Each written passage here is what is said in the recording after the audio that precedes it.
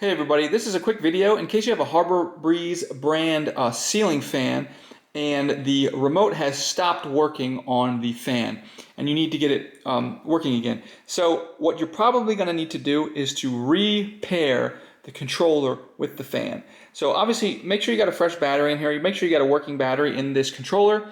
And then what we're going to do is, to get this repaired, is you need to turn off your fan, and not just turn it off, but you want to actually cut power to it. So just turn it off at the breaker.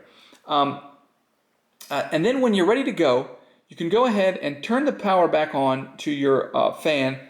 Make sure you've got your remote and you have the back off your remote all ready to go. You're going to turn on the fan, and then once you turn on the fan, you're going to take a paper clip and push it into this resetting or repairing button.